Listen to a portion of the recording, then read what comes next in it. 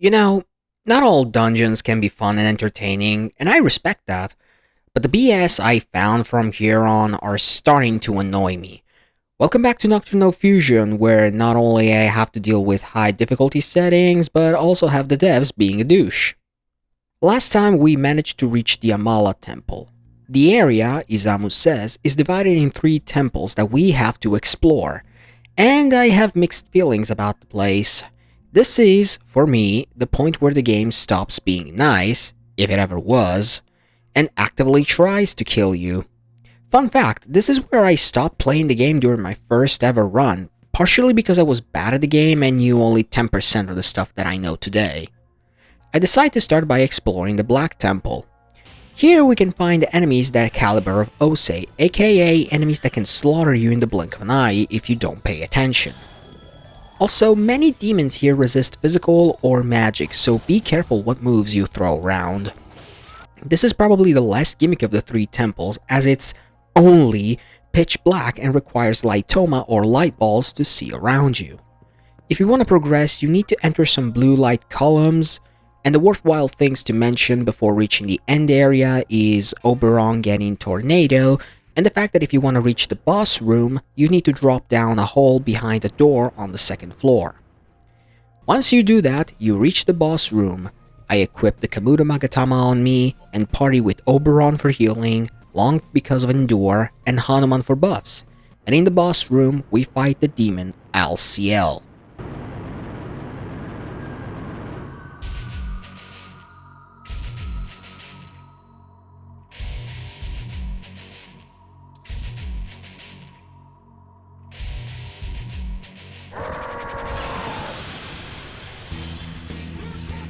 This head that swims in the ground is a pain and a half on different levels. It has 8000 HP, the Kunda, the Kaja, and more. But it usually follows 2 patterns. Using Dragon Eye and spamming Mana Drain 5 times, then follow up with a move that might be a demonetization flag, Soul Niger, or Black Sun in Latin, which brings all enemies' HP to 1, then follow up with a normal attack, which I knew was coming. If you don't have Tetrakarn or Endure, and it hits you, you lose, full stop. However, Soul Niger is very well telegraphed, so you can plan for it. Every time I see Mana Drain, I make sure that Hanuman can cast Tetrakarn and brace for impact. It also has Tempest, which is better since I can actually dodge it. The hard part is to balance out healing and defending with keeping up a good damage pace, making it worse by the very occasional Dukunda or the Kaja, but ultimately, after a good 7-minute battle, it goes down.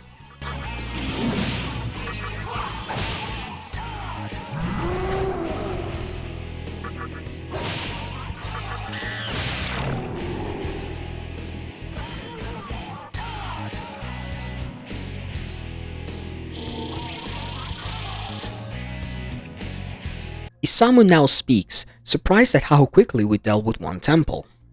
Next up is the White Temple, which was a headache involving some trial and error. The gimmick here is that there are rooms that will teleport you in a different location, and you need to figure out where to go while being bombarded by pretty high level demons like Titania. Although spoilers, there's one demon that might interest me enough.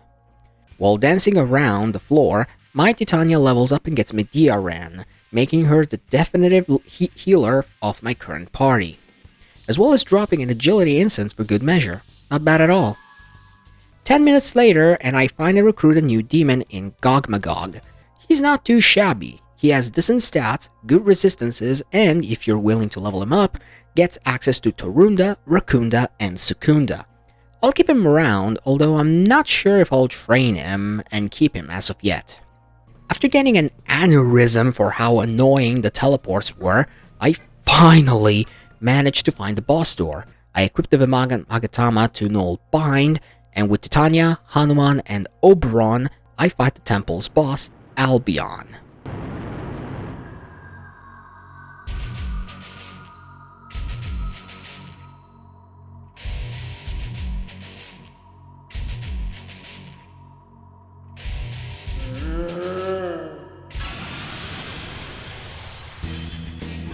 This guy is much weaker compared to LCL, but it does have a gimmick. When he's alone, he will summon 4 small demons, each with a different element, which you can guess by the colors. Having access to all 4 main magic elements, or Makarakarn, is a good idea, as well as debuffs, because Albion not only has a pitiful 2700 HP, but no Dakunda or Dakaja. It does have some scary physical attacks, the worst being Hades Blast, but with Fog Breath and Warcry, it won't be an issue. I swapped Oberon with Long, and in the meantime, I'd start trying. What you want to do is eliminate 3 of the 4 small demons. Why? Because if you kill all 4, Albion will summon them again. If Albion dies before all 4 small ones are gone, they will revive him, even if you leave only 1. So you gotta take out Albion and the last of the 4 small one in a single turn. I bring back Oberon and bring Albion to low HP, wait 1 turn, and deal the final blow to Albion and then to the Elect Blob.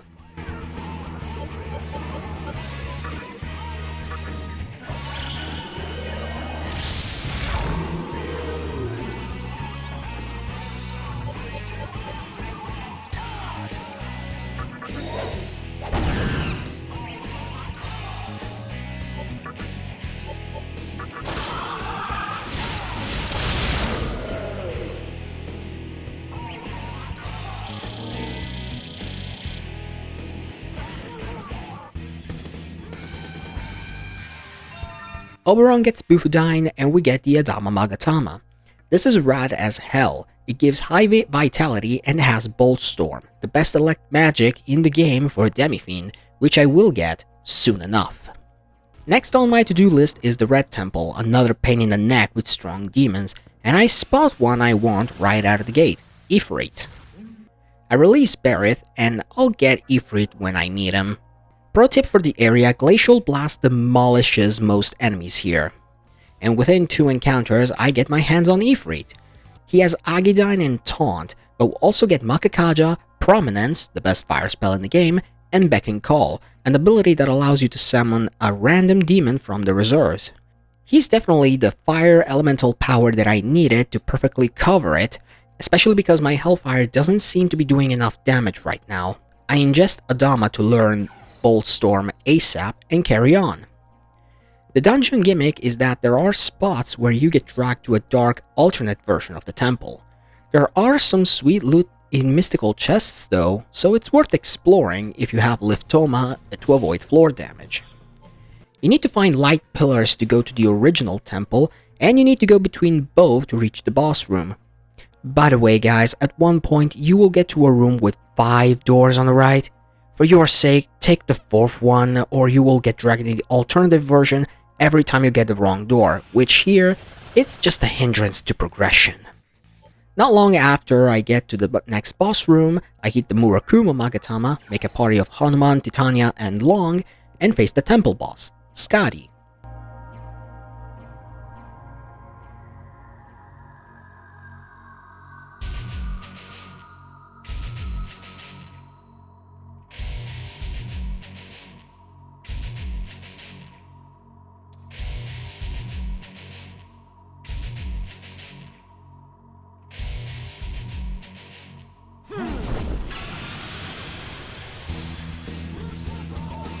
This is an annoying boss Alagira Makala, as she drains physical damage. Don't ask how or why because I don't know. And she has a plethora of skills.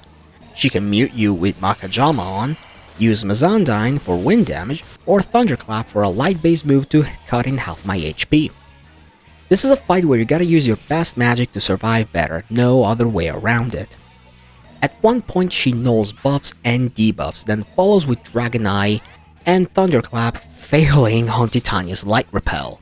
I swear, taking down her 4000 HP is hard. Next up, she goes for a double Tarukaja. This is a warning for me. I use Warcry to cancel, and Tetrakarn ASAP, and she uses her best move, Earthquake, failing miserably. That move deals super high physical damage, and it's better off repelled. Because she couldn't capitalize, I sure did the next turn.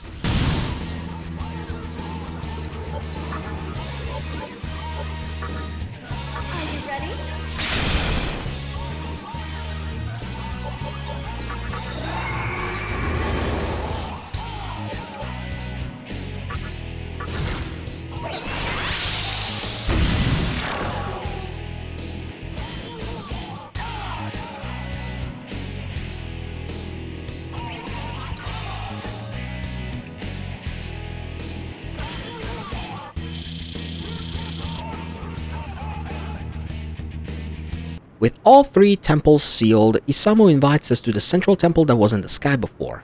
Inside, we see him and Ijiri floating in the air. Thanks to us killing the temple demons, now Isamu has the Magatsuhi to summon his risen god. Also, that it was Ijiri's idea to make us do it, even if he didn't want it to be used as a sacrifice for the god. But he resigns to his fate, tired of living. He warns Isamu he may regret his path. Isamu knows full well, and drops Ijiri in the pool of Magatsuhi below.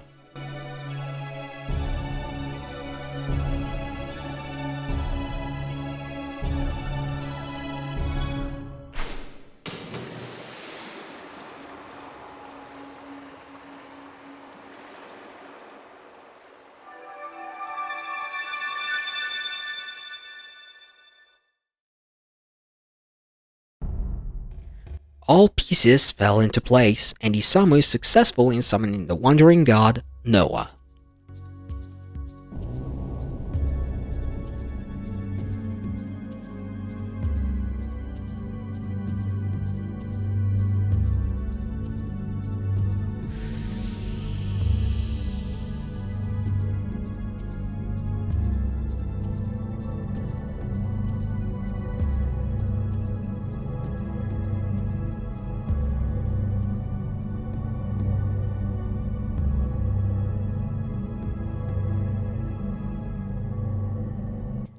With the promise that Musubi is close, he leaves.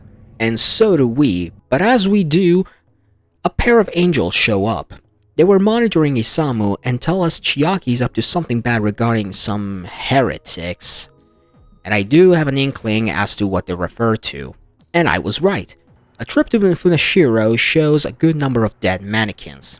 It's time to enter the Mudman Holy Land, which thankfully is an easy and straightforward dungeon compared to the temples. Not far inside, I get my hands on another new demon, Shikioji. He mostly doesn't have great moves, but he does have the Kaja, Null's physical, repels light and dark. It can be very useful on some bosses later in the game, even with this bad of a skill list. Trust me. I get close to the end of the dungeon, grind it a small bit, enough for Hanuman to finally evolve in the demon I wanted ever since the Obelisk, Wukong, which nullifies physical, light, and dark. This is easily one that I will take to the endgame, especially since at level 58 he gets Avenge, the best counter-like skill. I meet the same pair of angels from the Amala Temple asking if I was with or against them, and reach the bottom of Mifunashiro. Here we see Chiaki having a nice and polite chat with the Manikins, particularly Funomimi. Funomimi asks for help, pleading to our good side. Chiaki notices we don't believe in Yosuga, which you can do with the proper answers here and there, making the next boss fight a little easier, and summons 3 archangels to stop us: Gabriel, Uriel, and Raphael.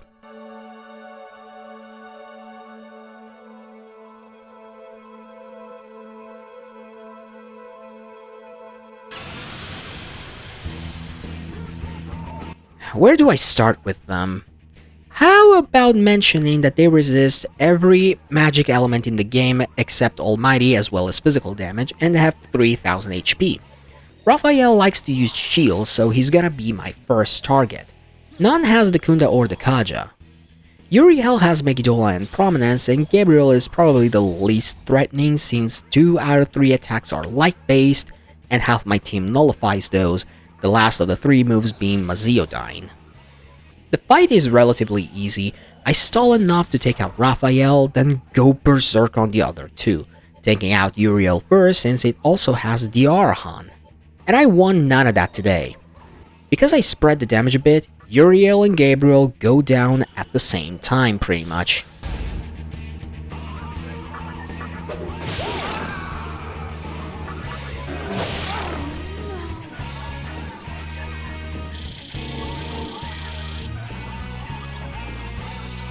After the fight, I get Bullstorm and I replace Hellfire. While I was fighting the Archangels, Chiaki killed Fudomimi, and with the Magatsuhi he stored down there, she summons her own Reason God, Ball Avatar.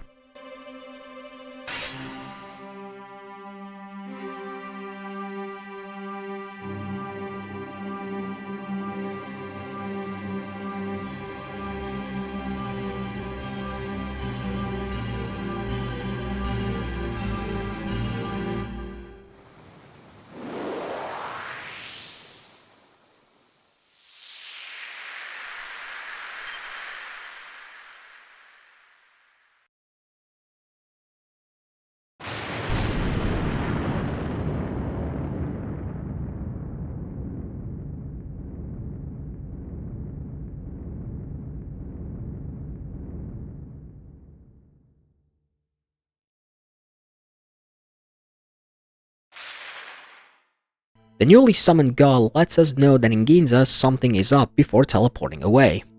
Guess we know where to go next. And a quick pit stop at Nyx's bar, we learn that Hikawa is heading for the diet building where lots of Magatsuki is stored up. Well, with Izamu and Chiaki having summoned their gods, it's easy to imagine what he's gonna do himself. Across the desert highway and past the second entrance to the Assembly of Nihilo to find the entrance to our next area, Yurakucho Station. And with this, the episode can come to a close. It covered a lot of ground, approximately 4 or 5 hours of gameplay, and the story is about to kick into high gear very, very fast. So stay tuned to find out how my challenge is gonna go because of this. Thank you for joining me today as well. If you enjoyed, please leave a like and a comment, and if you aren't, please subscribe and click on the bell for more Nocturne videos. This has been Bahama Raven, and until next time, the Hell Gate is closed.